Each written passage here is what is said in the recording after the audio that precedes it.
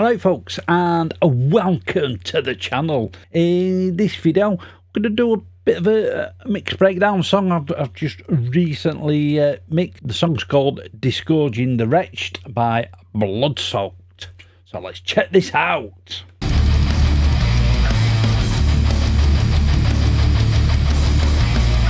This is a song by Bloodsoaked. Now I know the guy via the Chernobyl Studios Discord server, and if I'm right, I'm possibly wrong here. I think Scott from Chernobyl did a live mix of this, did a live stream where he mixed this top to bottom.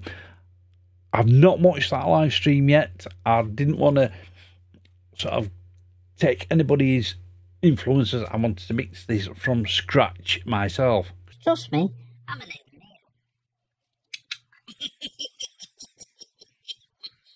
So, like I said, I wanted to have my own take on this mix. Before we dive down and take a look at the mix itself, let's have a quick listen to the actual song. Now, for those of a nervous disposition, yes, this is death metal, so it is quite brutal.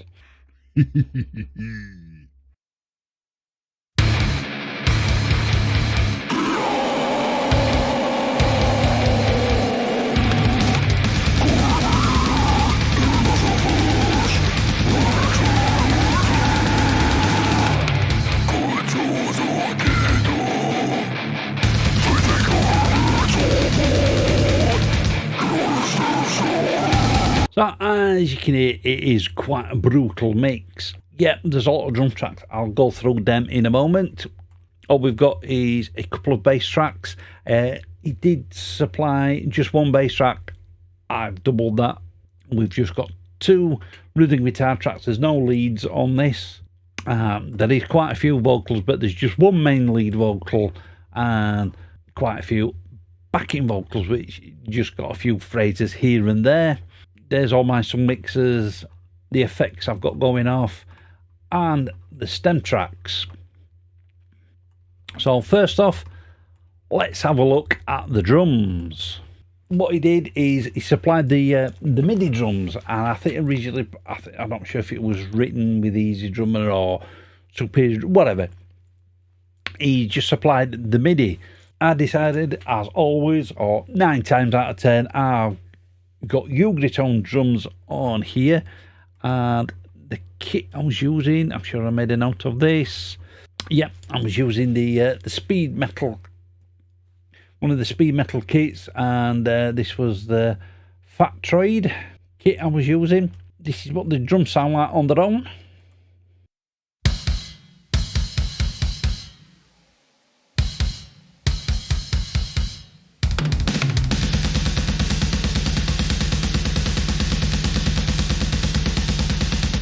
As you see, I've added a couple of kits, a couple of extra different snares. Everything else is as is in Ugritone drums. There you go, I nearly forgot it then. So the main kick sounds a bit like this. All I've got on there is Shep's omni-channel, and I've just taken a bit of the sort of moodiness out of the mid-range. I have got a high-pass filter. This is why I've got a second kick in, and just a bit of compression in there. Between 3 and 6 dBs of gain reduction. Now, why I've got this second kick in, it's for these faster parts, because I was finding that during the faster parts I was losing a lot of the kick. So what I've done here is I've just filtered everything out below 1.7k, just for that top end clickiness. Added some saturation with the red light distortion, and then just a second EQ in there, and that on its own. On its own, it sounds a bit, yeah, but together, the two kicks sound like this. that second sort of kick. It's the same sample as the original one. I didn't use slate for this. It's the same sample. It's just EQ'd slightly different. And in the context of the mix, it did help the kick come through a lot more. So the snare, the main snare, I'd say, is Ugratones.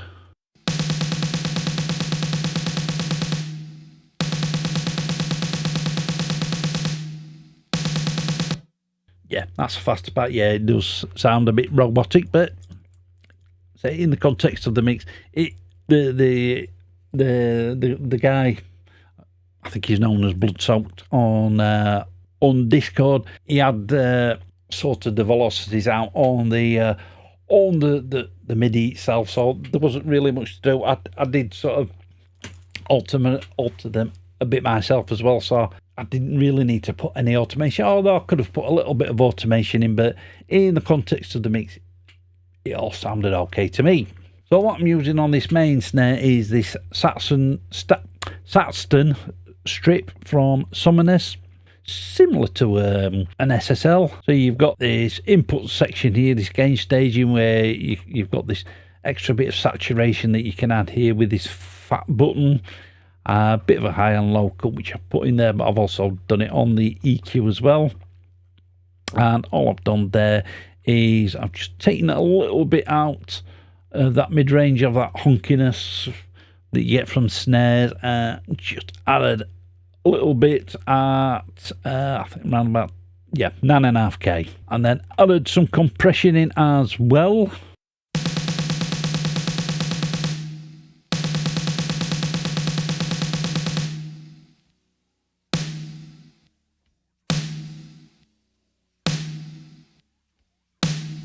As you can see there, same again, we're getting between sort of 3, 4 to 6 dBs of gain reduction, and that's all the processing I had on that main snare.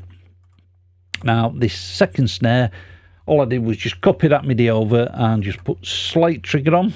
The trigger I was using for this, or the sample I was using for this, is one from Bobby Torres. It's one of his house kit that he's got. It's the snare. It's his Yamaha. I think it's from the Yamaha Birch kit.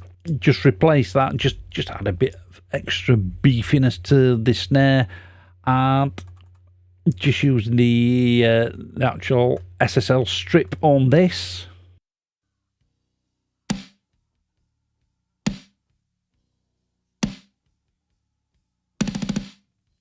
On there, we've just got high and low pass filters, 100 Hz to about 12.5k. Same again, just taking that boxiness out of that mid-range, and just added a little bit in at 10.5k, and then just added some compression.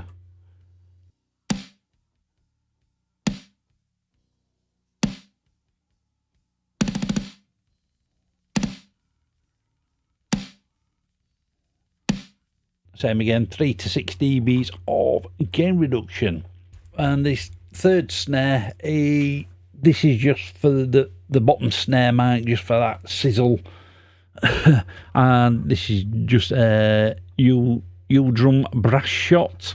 And all I'm doing on that is just adding some saturation in there, just add some harmonics to that top end, and then just filtering everything out above 800 Hz.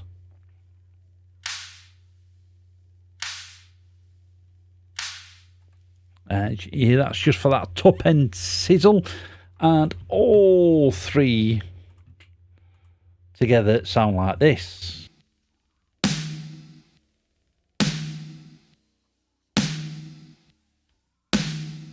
And then we've only got 2 toms in there, the other 3 weren't used, so they are zeroed out.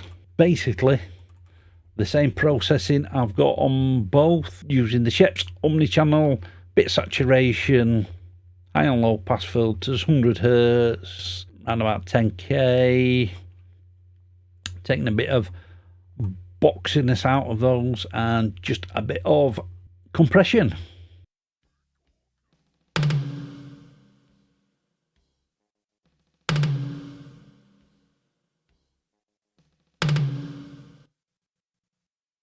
put both toms in together. Ooh, did we have the same processing on? I think I just used the exact same settings on both sides, on both toms. Since these are both rack toms.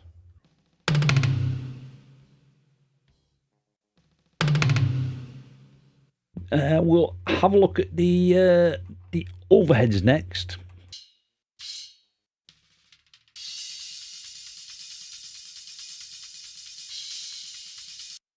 Now, originally I was going to use the head crusher from Audio Assault, but I got this dirty tape from Softtube. At the minute, or when I got this, it was free, and I'm not sure if it is still free. Depends when this video goes out. Yeah, just using that for a bit of tape saturation, and then just a bit of EQ, knocking everything out below 1K, and just notching a couple of annoying frequencies out. And that's basically the same for all the other cymbals. I think the ride, I took that down a bit, took the high pass filter down a bit just to get that extra body out of the ride.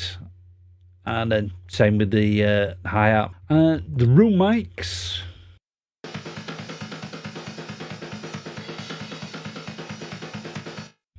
well, the room and the trash together, because it's basically the similar processing.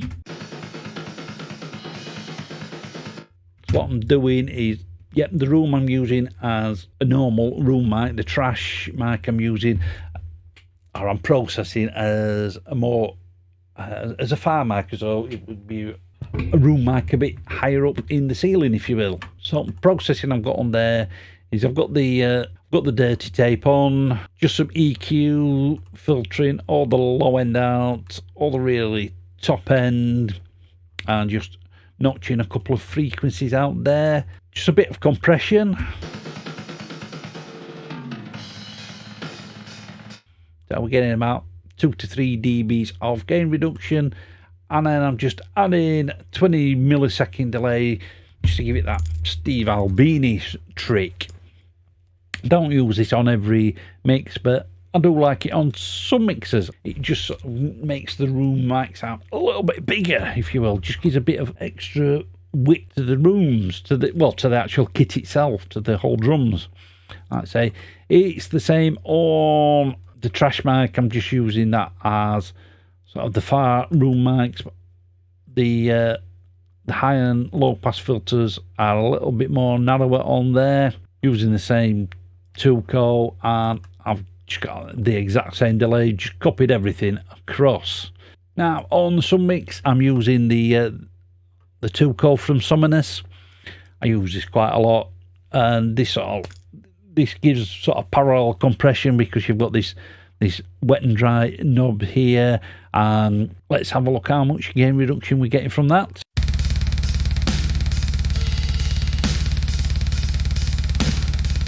So yeah, we're getting about 5 dBs of gain reduction. Just raise the output a bit. I've got it on the slow attack. After that, we've just got some EQ, notching everything out below 40 Hertz, everything above 12K, and just notching a tiny amount out in the mid-range. And then after that, I've just got the slight digital tape for a bit of tape saturation, and the JST clip just to help that snare and kick cut through a little bit more. And on the cymbals submix, just got some EQ and a tiny amount of compression just to help tame on the harder hits on the crashes. And I'm sending the main shells to a drums distortion, which I've got the head crusher on there, and just filtering everything out above 11K. Now, before we go to the stem mix, I've got some sends in there. I've got all the snares and the toms going to a reverb, and then the bottom snare, I've got quite a few sends going off to that same reverb. And the reverb I'm using is the 1989 Verb from Urgritone. Yep.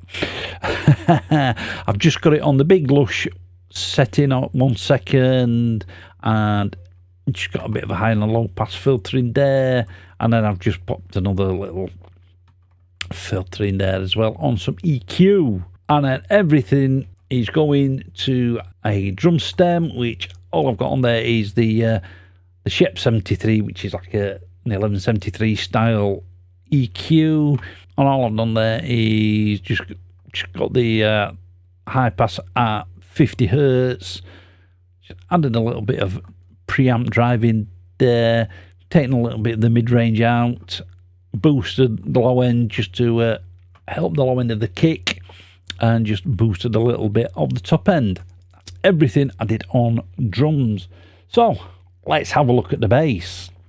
The bass itself was just supplied with one bass track, and all I've done is just copied that second bass track across.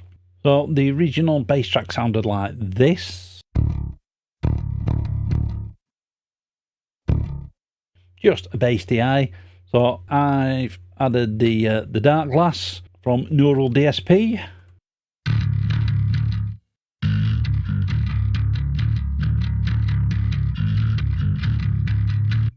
Just to add a little bit of grit in there, just took the drive down a little bit from the default, and added a little bit of bass, left the treble as it was, and just took the mids down a little bit.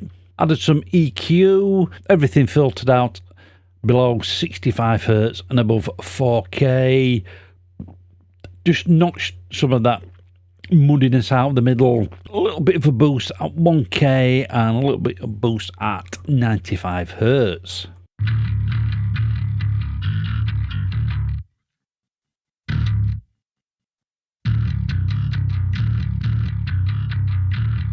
I've not tried the Tuco on bass guitar before, so I thought I'd give it a try. 100% wet, dialed the amount and the output as required.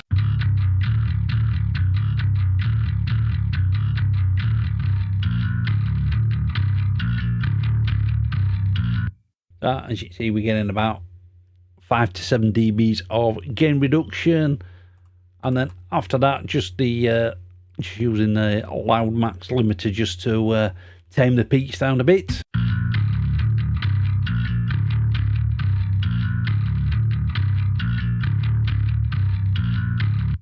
Just getting sort of 2 to 3 dBs of gain reduction on the peaks. Now this second bass,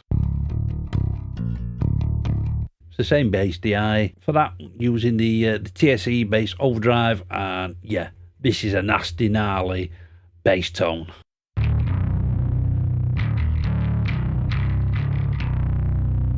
And after that, we've got some EQ, and all we're using this for is that mid-range, just to help it cut through on smaller speakers.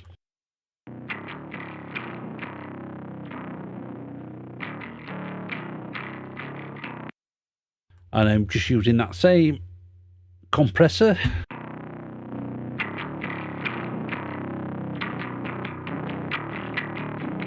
Just getting about 1 dB of gain reduction and that same limiter.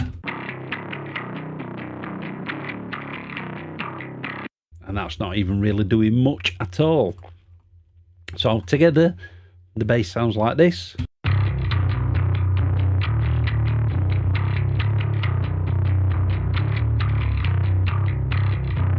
And then both of those are going off to a submix, which I've just got the Shep's Omnis channel on there, a little bit of saturation.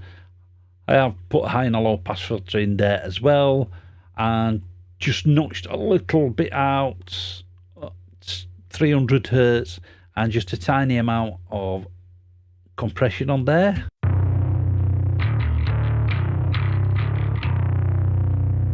You just 1 dB of gain reduction. Not got anything on the stem at all. I was happy with how all that was sounding.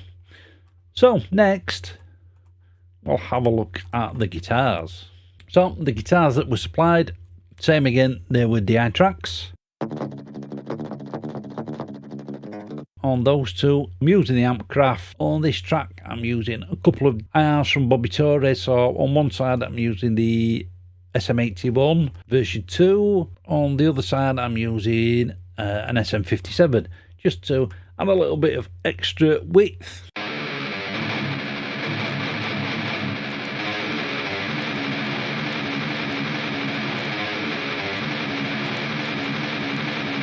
So there's no other processing on those. Those are bust off to a guitar submix, which I've got a bit of EQ in there, notched, taking everything out below roughly 100 hertz and everything out above 7k, because I'm finding it was still a bit fizzy.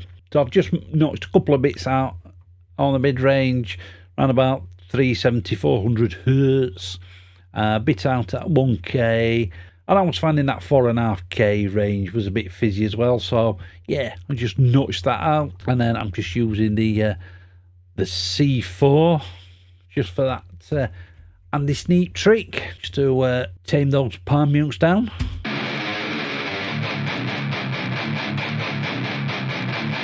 And that's all the processing I had on the submic. On the stem, I am just using this Joe Wazerski bus glue. All I'm using this for is just to raise the volume of the guitars. Yeah, I could have just raised them up on the thing, but yeah, it's just as easy just to do it there.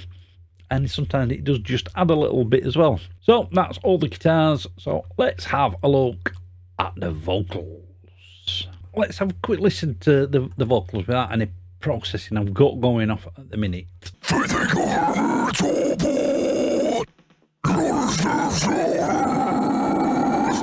When he supplied these multi-tracks, there was a couple of videos as well. Now there is quite a bit of processing on these vocals already in terms of compression. I think there's a little bit of EQ as well. So all I've added is just some EQ for personal taste. So I've notched everything out below 150 hertz just to keep it out of the way of the bass, the kick, the guitars, and just notched a little bit of mid-range. Put a bit of a shelf in there just to take the sort of low end down a little bit. Notched a little bit out at 490 hertz, and notched another little bit out at just over 3k. And I've just, since it's the same vocalist for all the tracks, that's just copied to all the vocal tracks. All those vocal tracks are sent to a vocal stem, and all I've got on there is just a tiny amount of EQ, and we're just notching a little bit out at 350 hertz, just to notch a little bit out of that. Right, so the effects I've got going off on the vocals, as you can see, we've got everything going to a delay, which has got this CLA echo sphere on there, and I've just got a preset in there that's called the Arena. And following that, just got a little bit of EQ just to take the extreme top end off. And then for some of these other backing vocal tracks, we've got this other delay going off, which is just a slap delay, and that's just the stock delay in Studio One. And then after that, same again, we've just got some EQ just rolling the extreme top end off. And as you can see on some of these vocal tracks, they're going to this vocal distortion. I was playing about using some saturation actually on the tracks themselves, but I decided to blend in parallel a distortion track. So I'm just using this Demon Fuzz from JSC, Joey Sturgis Tones, and same again, just rolling that extreme top end off. So let's have a listen to with the vocals with that distortion in on its own.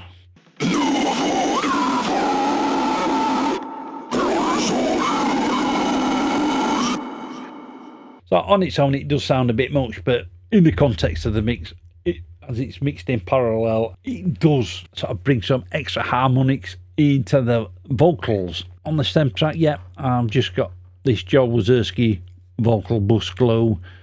Same again, the vocals were just a touch low compared to the rest of the mix, so I just bumped them up just a tiny. It were only a tiny amount.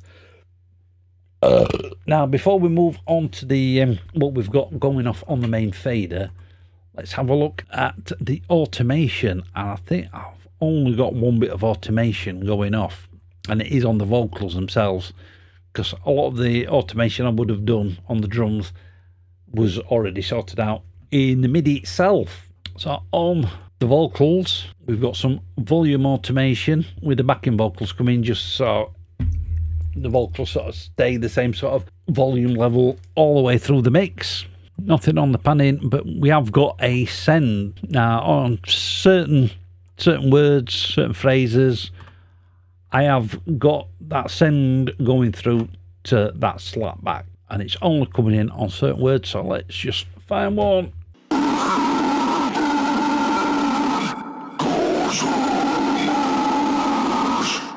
That was just a creative decision, just to add some extra echo and delay on the main vocals. Right, on the main fader, first thing I've got on is I've got this console shaper. This is built in into Studio One, and it just sort of gives that analog feel, that sort of analog console feel to it. So you've got a little bit of drive in there. It's only a tiny amount. I've not got any noise going off, and just a little bit of crosstalk. We've got 5% of crosstalk. And then on the main fader, we've got some bus compression going off, and this is the one from SSL. And I've got 2:1 ratio, and I think it's about 2 to 3 dB of gain reduction.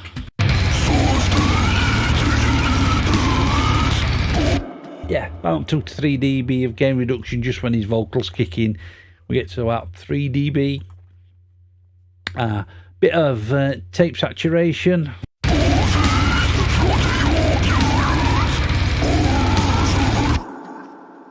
And then right at the end, I've got the Waves SSL EQ. What I was finding right at the end, when everything was together, we're just getting a little bit muddy at the sort of 300 hertz range, and 1.7K as well. It was just, yeah, it was just muddying things up a little bit. So we just notched them out, and then as this is not a track that I'm releasing or I'm mastering for somebody else, I've mastered it within the session, and all there we're using Ozone. So just got some multi-band compression going off in there.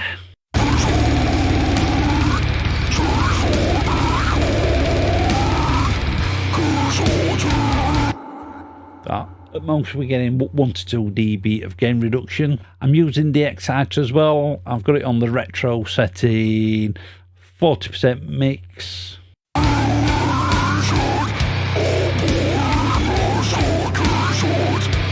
Then after that I'm using the maximizer. I've got the ceiling set to 0.5, threshold at 10 dB, a bit of dithering in there as well.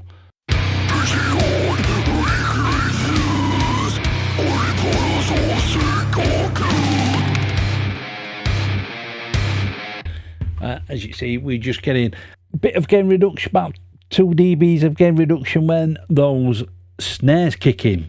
So before I give you my final thoughts, let's see what this song sounds like in its entirety.